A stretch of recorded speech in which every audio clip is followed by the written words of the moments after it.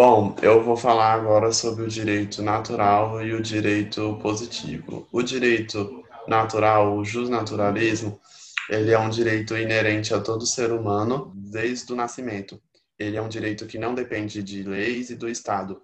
Ele é um direito, ele é um direito imutável, universal e atemporal. E os exemplos desse direito é o direito à vida, à liberdade, e o direito à igualdade. Agora eu vou falar sobre o direito positivo. O direito positivo, o positivismo, ele é concreto de normas jurídicas. Ele é um direito que ele depende exclusivamente do Estado, que o Estado faz por meio de leis, e ele é um direito que depende de uma sociedade ou de uma autoridade. Bom, eu sou Pedro Henrique da Silva Tosta, e eu vou falar sobre a tradição grega. Durante a Grécia Antiga, entre os séculos 4 e 5, os filósofos eles criavam teorias sobre direito e justiça, pois para eles não fazia sentido pensar num direito que não fosse ao mesmo tempo justo. Segundo Aristóteles, a prudência é uma qualidade moral necessária no exercício da atividade filosófica e política, pois seria uma virtude moral que levaria os indivíduos a perceber entre o certo e o errado, o justo e o injusto. Na Idade Média, influenciados pelo cristianismo, os juristas consideravam o direito natural transcendente.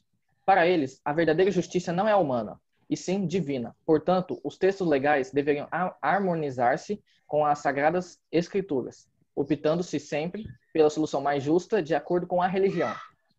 Pedro, sob que aspecto o conceito de prudência adquiriu outras nuances na Idade Média?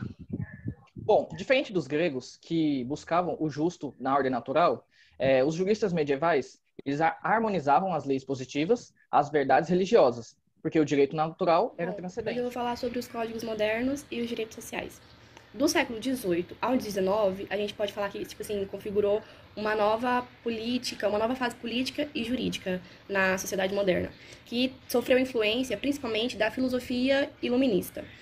Naquela época, vários países começaram a prolongar sua Constituição como uma forma moderna que constituiu na Carta Magna Brasileira de 88.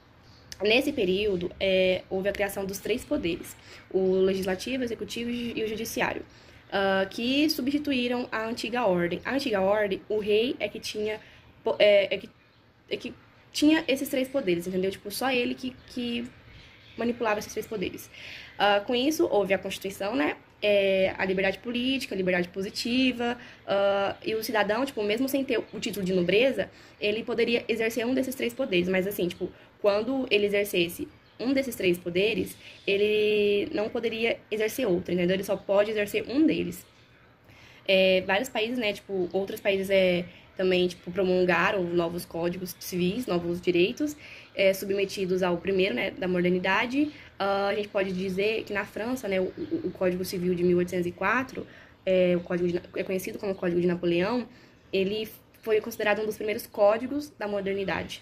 Nele, o juiz, ele julgava a pessoa com base na lei registrada, com base naquele documento. No século XX, Hans Kelsen, não sei se assim se fala, Hans Kelsen, ele propôs uma forma mais elaborada, onde nessa forma, a forma fazia valer o documento, fazia valer tudo, mesmo que fosse injusto, porque para Kelsen, a justiça, né, ela é um valor relativo, ela muda com o tempo, muda com o espaço, ela não pode ser usada como um critério adequado para uma decisão. Kelsen também ele configurou, né, uma nova ciência do direito, e independente de reflexões, analogias, mas tudo com base em valores. Para ele, tudo tinha que ter base nos valores. Bom, falando um pouco sobre liberdade e igualdade, no século XIX, a Europa foi sacudida por ideias anarquistas, comunistas e socialistas que criticavam a participação do povo na política. Bom, para os revolucionários, a suposta liberdade burguesa só seria alcançada caso uma classe considerada inferior, como por exemplo a classe operária, fosse submetida a condições extremamente cruéis. Mas, contra essa ideia de liberdade burguesa, reivindicavam a igualdade material e social para todos, independente da sua classe social. Essas lutas adentravam o século XX. As críticas ao liberalismo repercutiam na Constituição do México, em 1917, da Alemanha, em 1919, e do modo mais radical e contundente na Declaração dos Direitos do Povo Trabalhador Explorado, em 1918, que sucedeu à Revolução Russa, que aconteceu em 1917. Mas que novidades a Constituição, Alemanha e México, Alemanha e Mexicana, trouxeram? Ambas afirmavam que o Estado tinha que garantir direitos básicos, que seriam acesso a cultura, garantir seus direitos econômicos e sociais, qualidade de vida, e além de fornecer um desenvolvimento cultural e artístico. Bom, vários direitos sociais foram incorporados nos documentos como a limitação da jornada do trabalho, garantia contra o desemprego, proteção da maternidade e garantia que tivesse uma idade mínima para você começar a trabalhar nas indústrias e alguns trabalhos noturnos. Bom, teve início assim mais uma fase daqueles direitos que depois seriam chamados de direitos humanos. A fase da igualdade ou da liberdade por intermédio do Estado. Porém, o desdobramento político da primeira metade do século XX, marcado por 2 grandes guerras, não permitiram que a Constituição mexicana e alemã se tornassem um modelo de proteção aos direitos sociais. Mas, Gabriel, como podemos ser tratados como iguais, sendo que somos tão diferentes? Bom, apesar de sermos diferentes fisicamente, entre outros aspectos, somos iguais, somos humanos. Todos temos sentimentos e devemos sempre nos portar com amor e respeito a todos. Porque somos diferentes, sim, isso é notável. Só que você tem que tratar com amor e paixão aquele, porque somos a mesma espécie. Não deveríamos submeter outra pessoa da mesma espécie a situações tão cruéis como tortura e esse tipo de coisa. Somos iguais, mesmo sendo diferentes. Quando a Primeira Guerra Mundial acabou em 1918, cerca de um ano depois, um tratado internacional assinado por 44 países deu origem à Liga das Nações, que tinha como por objetivo assegurar a paz, mas que foi frustrado em 1939, quando eclodiu a Segunda Guerra Mundial. Além das 2 grandes guerras, o mundo passou por experiências arbitrárias e violências de poder, praticada por governos totalitários e por ditaduras militares, implantadas em diversos pontos do planeta. Como consequência, várias pessoas tiveram seus direitos suspensos e suas propriedades confiscadas. A partir de 1948, a proteção dos direitos humanos deixou de ser matéria de exclusivo interesse do Estado e passou a ser de interesse internacional. Com o fim de evitar a conversão do Estado de Direito em Estado autoritário, se desenvolveu um sistema jurídico para a proteção dos direitos humanos.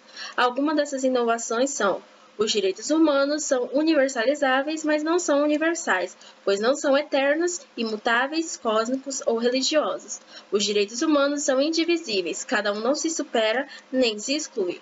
O Estado também assumiu a obrigação de garantir o respeito aos direitos humanos no seu território. Com isso, se o indivíduo tiver seus direitos violados, poderá recorrer a organismos internacionais para se defender do próprio Estado. Falando um pouco sobre o direito natural e as teorias justnaturalistas, quando os povos antigos começaram a discutir sobre a justiça, houve a criação das teorias justnaturalistas, que defendiam que o direito natural se sobressai ao direito dos homens. O direito natural é aquele eterno e imutável que não é escrito, mas é passado de todas as tradições. O direito positivo é aquele imposto pelo ser humano, e na Idade Média, o direito positivo era aquele previsto na Bíblia. A partir do século XV, as esferas do poder foram dessacralizadas, e o direito e o Estado ganharam autonomia com relação aos dogmas religiosos. O filósofo Thomas Hobbes foi o primeiro a dar um tratamento jurídico do poder na modernidade. Ele afirmava que o ser humano é movido por paixões e interesses próprios, e que ele sempre vai buscar satisfazer seus desejos, mesmo que isso implique em prejudicar os outros. John Locke afirmou que a propriedade é tudo o que pertence ao indivíduo. Então, mesmo que o ser humano não tenha nenhum bem físico, nenhum bem material, ele ainda vai ser proprietário do seu corpo, do seu trabalho e dos frutos dos mesmos. Entretanto, a concepção de liberdade de John Locke não era ampla, pois ele defendia que somente os cidadãos, ou seja, aqueles que tinham o direito de votar, é que eram propriamente livres. Apenas no século XVIII é que a liberdade individual tomou posse com as teorias de Rousseau. Essas diversas teorias teciam o conceito de liberdade e autonomia, que realmente só tomou forma com o pensamento de Immanuel Kant acerca da dignidade humana.